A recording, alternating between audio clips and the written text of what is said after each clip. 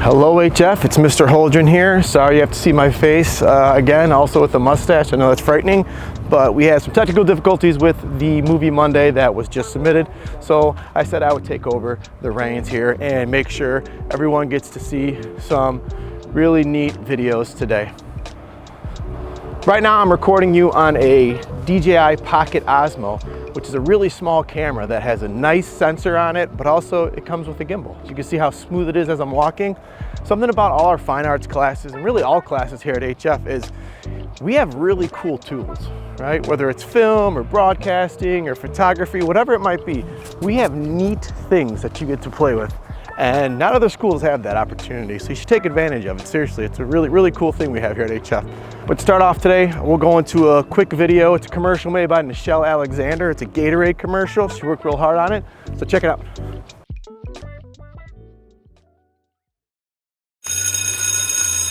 When you're a busy student athlete like me, you need a powerful energizer to keep you up during the day.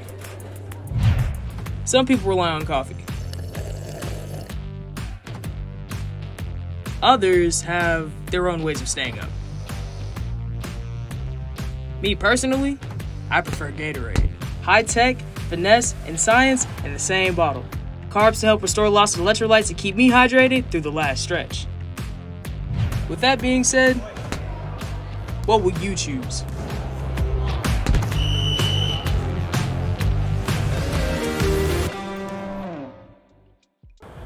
Fantastic work, Nichelle. Next, we're gonna have a documentary made by Ben Turnquist, who graduated a couple years ago. He's currently at USC studying film, and this was made with the help of his mother, who at the time helped out a lot at the Cancer Support Center. So check it out.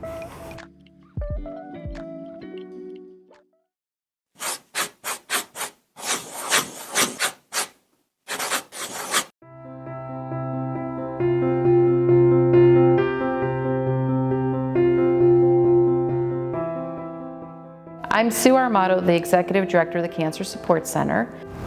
My name is Cynthia Turnquist. I am the Director of Outreach and Strategic Partners with the Cancer Support Center. We're here in Homewood and Mokina. We serve all of the Chicago Southland and beyond. We're here to help you and make sure that you have the resources you need to have a high quality of life, even in spite of cancer.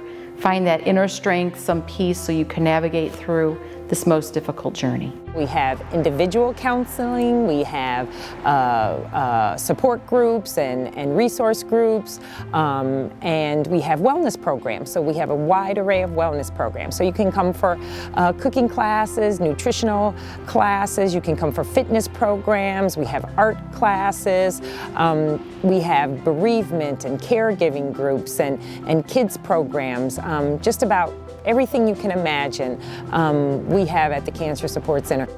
Back in the end of January, early February, we started hearing about COVID, and we started hearing that there were other countries that were really having to shut down in order to prevent the further spread of COVID. And at that time, I started to think, what if that happens here? How are we going to be able to take care of our participants if it gets to that point in America? We closed our doors on a Friday, and on Monday we had teletherapy, and all of our support groups were on Zoom, and we even had programming on our website. There are a lot of people with cancer who need us, who maybe can't come here, but gosh, we can go to them, and we know we can translate our programs to do that and to help save lives. We're reaching more people than we've ever reached before. Literally, we've tripled our numbers in terms of individuals that are now able to utilize our services. One of the things we did right away was in May, we decided, and I think we turned this around in 2, maybe 3 weeks, we came up with this idea of, we can't have an in-person gala because no one was allowed to gather, and probably nobody would have come. So what do we do to raise that money in May? And so what we ended up doing is we had a telethon. Welcome to the Cancer Support Center virtual telethon, Rise Up. We're here today to rise up and do what we can to keep the center going. In those 4 hours with our match, we raised $75,000. $48,044. Yay! This was amazing. This is amazing. This was amazing. Thank you all so much. I mean, I'm speechless right now. You guys rose to the occasion. Our theme was Rise Up, and guess what? You guys did it. You did it. You rose up. We are relentless. We care so deeply about our participants that we will never give up on them and helping them get through this terrible disease. There's a commitment, there's a fire in our belly that is what we absolutely have to do. And I think we knew that we were always there, but I don't think we realized how much grit we have in making sure that we're there. But everybody stepped up to do it. And I think when you realize that you have that grit and you realize that you actually are gonna go to the mat for this, it changes what you believe you can do. If you've got cancer, that's a tough break to begin with, but having cancer and having a food insecurity on top of that, that's almost unimaginable. So these wonderful people are coming out to make sure that our participants have everything they need. Well, Anne, first of all, has been a long-time supporter of the center, a participant as well, and we've just had a wonderful relationship with her over numerous years. My name is Ann Jackson. I'm a physical therapist, and I am the founder and chief operating officer of a non-for-profit called the Center for Food Equity in Medicine. She recently has been very active in our community in addressing food insecurity needs. The term food insecurity means that an individual is not able to obtain adequate nutrition to maintain their nutritional needs throughout a day. So oftentimes we would find that our participants would not be going out to the grocery store as they normally would be because obviously of COVID and their fear of exposure. This was a huge issue, a barrier that we needed to address. So by partnering with Anne and her organization, we're able to, on a monthly basis, bring all of these grains and fresh fruits and vegetables and all of these other nutritional foods to our participants. Okay, this is only possible because of you. So I love to since I can't hug you, just hug yourself, tell you thank you for us.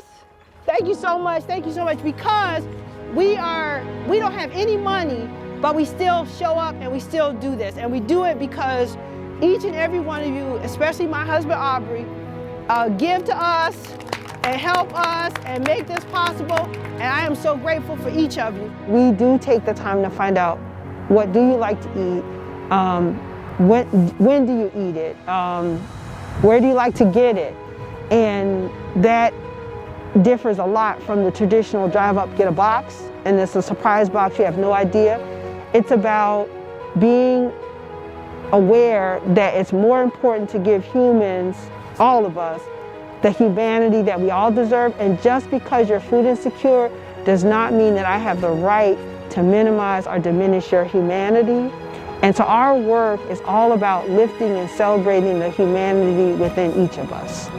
And we even had a few families that, as I called, or a few recipients that as I called, began to cry because they are really struggling. Maybe it's with their cancer, maybe it's with the pandemic. And just to know that a stranger cared enough to do this again meant the world to them. It's one thing to have cancer, but it's a whole nother level of stress to have cancer during COVID. So now, even more so, the Cancer Support Center is a crucial component to the healing plan for anyone that's battling cancer.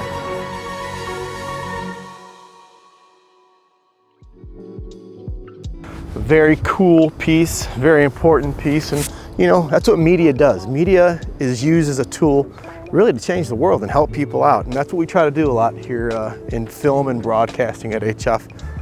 To end class today, I'm going to show you two quick little videos. The first one is an HF Vision and Mission video that we made last week, and it was cool because I got the opportunity to work with the entire class as a crew, and they can learn what it means to work in a crew setting. So check that out, and then right afterwards we'll show you a sort of promotional video that the film class and I worked on beginning of this year, a little bit last year, for the auto shop department class.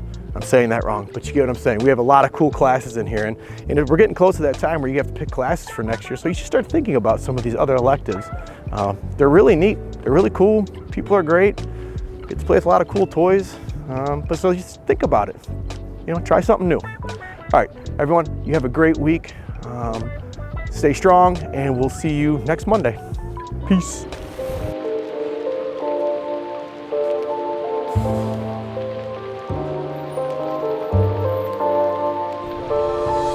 Let here prevail the greatest expectations in academics, civic responsibility, and personal growth within a diverse community. Within a diverse community. Within a diverse community.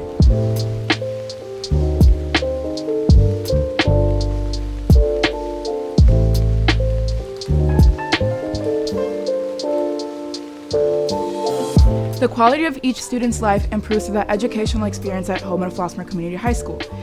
The institution upholds the highest standards of intellectual growth in ethical, aesthetic, occupational, emotional, social, and physical development in an expanding global society. With belief in the fundamental worth and dignity of all individuals and recognition of diversity of backgrounds, abilities, interests, and aspirations. With belief in the fundamental worth and dignity of all individuals and recognition of diversity of backgrounds, abilities, interests, and aspirations, individuals will learn to respect the rights of others.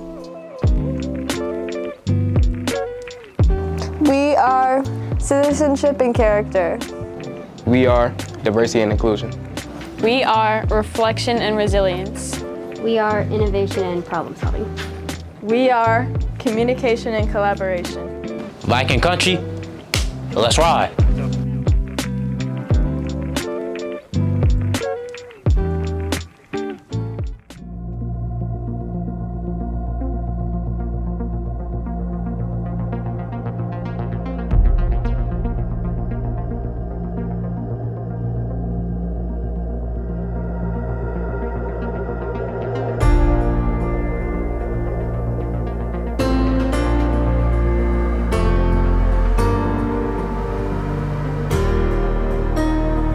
My name is Benjamin May.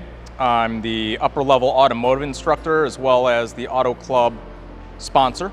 Auto at HF is very expanded. It allows a lot of opportunities for kids in a lot of different areas, including outside of auto in related fields, whether it be diesel or another technical area that kids can become technicians or go into higher level learning, whether it's a 4-year degree in engineering or industrial technology. I decided to take an auto class because I always wanted to learn how to work on cars, and I've always been into cars, but I never knew how it worked, so I gave it a try. I joined the Auto Club one day and just never looked back from then. I walked into the room and I was like shocked. I thought it was so cool, and then the first day I came in here, we immediately learned how to change oil and how to switch vents in a car. And I was just like, this is something I want to do. They have 4 years of auto. They can take multiple classes each year. There's dual credit opportunities as well as competitions that allow kids to get scholarships to the educational program they would like to go to after high school. I'm Mike Whitfer, and I'm the class of 2020 from Homewood Flossmoor, and I'm currently at Southern Illinois University of Carbondale. I believe these classes are really important for high school students because a lot in the industry nowadays, places want experience, like different companies and organizations want experience, and when you have that high school experience, it can help you get your foot in the door and build that resume real early, and when you're stepping into post-high school into either a tech school or a university, you already have that one leg up over students that have not had that experience, and you can get into the program, get into their classes, and already have some sort of an advantage knowing what to do. To me, this class doesn't feel like a class. It feels more like a place where I come have fun and learn. The thing about auto is something that's really hands-on, that if you can't figure out a problem, there's people that can help you, but as well, it's always fun to try to fix it yourself. Automotive unlocks a part of the student's brain in problem solving.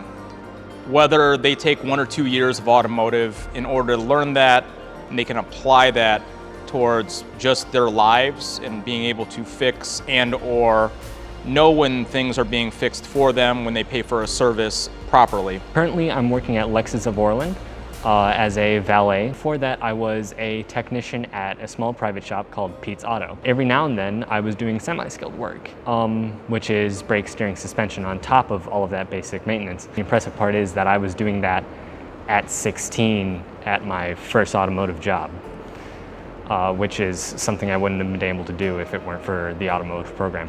You can probably take what you learn in this class in almost any other field, whether it be social, business, or just talking to people in general. The most memorable moment of being a part of like the automotive program here probably had to be the family that was built amongst the students and the events that we attended. I feel like I've created like a bond with everyone in class, in club, and just being like friends with everyone else who's like into the same thing as me. Automotive is just it's a unique environment here.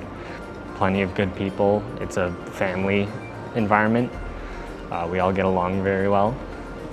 One of the main benefits of this program is, unlike many high schools, we have 4 years of automotive where students can take multiple courses every year.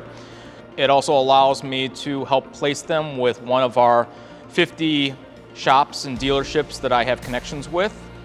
That allows kids to gain that experience in the field while they're learning that information at a very young age.